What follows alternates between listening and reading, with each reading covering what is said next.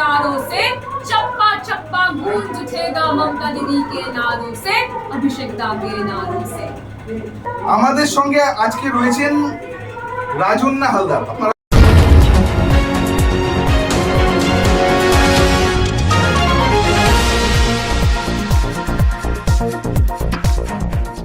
নমস্কার, এই কালে আপনাদের স্বাগত। আমাদের সঙ্গে আজকে রয়েছেন রাজন্যা হালদার। আপনারা প্রথমেই এই কালের পক্ষ থেকে স্বাগত জানাই। রাজন্যা, তোমাকে প্রথম প্রশ্ন যেটা, মিডিয়া সরগরম তোমাকে নিয়ে, তুমি নাকি বিজেপি জয়েন করছো, এরকম একটা খবর, কি বলবে? না, বিজেপি জয়েন করলে তাহলে এখন আমি এই মুহূর্তে দাঁড়িয়ে 10ই মার্চকে কেন্দ্র করে যে যে সভাগুলো হচ্ছে সেগুলোতে উপস্থিত থাকতাম না। সুতরাং আমার মনে হয় যে এই রটনা যদি কোথাও রটেও থাকে তাহলে সেটা ভিত্তিহীন। বেশ কিছুদিন দেখা যাচ্ছে যে তুমি যেভাবে সক্রিয়তার সঙ্গে রাজনীতি করতে, বেশ কয়েক মাস ধরে তোমাকে আমরা দেখতে পাচ্ছি না বা কম দেখতে পাচ্ছি রাজনীতির ময়দানের, কারণটা কি? না, দেখুন, রাজনীতির ময়দানের দুটো বিষয় হয়, একটা হচ্ছে মঞ্চের ওপর হয় আর একটা মানুষের সঙ্গে, মাটির সঙ্গে সাংগঠনিক কাজ হয়। তো আমার মনে হয় যে কয়েকদিন ওই রাজনীতি আর ক্রিকেটটা অনেকটা একই রকম, ধরে খেলার একটা ব্যাপার থাকে, যে প্রথমে 4-6 মেরে দিলাম, তারপরে কিছুটা ধরে খেলতে হয়।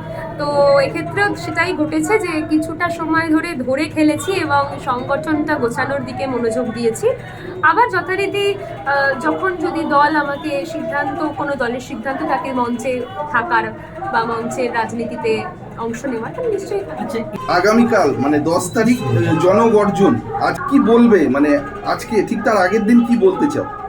দেখুন, আমি কিছুক্ষণ আগেই ব্রিগেডের ময়দান থেকে ঘুরে এলাম এবং সেখানে অভিষেক বন্দ্যোপাধ্যায় উপস্থিত ছিলেন, অনেক নেতৃত্বরা উপস্থিত ছিলেন। আমি ময়দান ঘুরে যেটা দেখলাম, ময়দানে গিয়ে যেটা দেখলাম, সেখানে দেখলাম যে আজকে সাধারণ মানুষ যেভাবে স্বতঃস্ফূর্তভাবে অংশগ্রহণ করছেন, তার থেকে খুব স্পষ্ট চিত্রটা যে আগামীকাল অধিক সংখ্যায় মানুষ এসে ব্রিগেডের ময়দান ভরাবে এবং 56 ইঞ্চি ছাতির কাছে 56 লক্ষ মানুষের জমায়েত অনেক বড়, অনেক গুরুত্বপূর্ণ হয়ে দাঁড়াবে। আচ্ছা, সোশ্যাল মিডিয়ায় তোমাকে প্রচুর ট্রোল করা হয় তোমার ব্যক্তিগত লাইফস্টাইল নিয়ে, তোমার বিভিন্ন ভিডিওগুলোকে রোস্ট ভিডিও বানানো হয়, তুমি কি বলবে এদের? এগুলো তো আমার মনে হয় যে যাদের রুচির পরিচয় যারা দিচ্ছে সেটা তাদের ব্যক্তিগত ব্যাপার, এতে আমার বলার কিছু নেই। আমি আমার রুচির পরিচয় কাজের মাধ্যমে দেবো, তারা তাদের রুচির পরিচয় ট্রোলের মাধ্যমে দেবে, এটা ব্যক্তি রুচির উপর নির্ভর করে। আমি মনে করি মমতা বন্দ্যোপাধ্যায়, অভিষেক বন্দ্যোপাধ্যায়ের নাম যদি আমরা মুখে রাখি এবং বুকে রাখি, তাহলে এই ট্রোলগুলোর জবাব আপনি চলে যাবে। আচ্ছা, 21শে জুলাইয়ের মঞ্চ এবং তারপর এইরকম রাজকীয় উত্থান, একটা বক্তৃতা এবং তারপর রাজকীয় উত্থান, কেমন লাগছিল তারপর থেকে? মানে এই একটা বক্তৃতায়, মানে যাকে বলে আবির্ভাবেই সেঞ্চুরি, কি বলবে? সেটা তো প্রত্যেকের আশীর্বাদ, ভালোবাসা, আমার যারা সহযোদ্ধারা রয়েছে তাদের আশীর্বাদ, তাদের ভালোবাসা, আমার যারা সাধারণ মানুষরা রয়েছে। দেখুন, আমি বক্তব্য রাখলাম, শুধু নেমে গেলাম, এটা তো হয় না। মানুষের ভালো লাগাটা একটা অনেক বড় বিষয়। তো সাধারণ মানুষের ভালো লাগার একটা জায়গা হয়তো ছিল 21শে জুলাইয়ের মঞ্চে বক্তব্য রাখার মাধ্যমে, তাই হয়তো আজকে এই জায়গাটা পেয়েছি। এবং অবশ্যই মুখ্যমন্ত্রী মমতা বন্দ্যোপাধ্যায়, দলনেত্রী মমতা বন্দ্যোপাধ্যায়, অভিষেক বন্দ্যোপাধ্যায় যদি আশীর্বাদের হাতটা মাথায় না রাখতো, এবং সব থেকে বড় বিষয় আমাকে যিনি জায়গা করে দিয়েছেন, আমাদের তৃণমূল ছাত্র পরিষদের রাজ্য সভাপতি তৃণাঙ্কুর ভট্টাচার্য, তৃণাঙ্কুরটা যদি সেদিন জায়গা না করে দিত, তাহলে আমার মনে হয় রাজন্যা হতে পারতো না। আচ্ছা, রাজন্যা কি ভবিষ্যতে তৃণমূল ছাত্র পরিষদের রাজ্য সভাপতির পদে থাকতে পারে? রাজন্যা কি স্বপ্ন দেখে? দেখুন, এটা দলীয় সিদ্ধান্ত, আমার মনে হয় সেই সিদ্ধান্ত দলকে নিতে দেওয়া উচিত।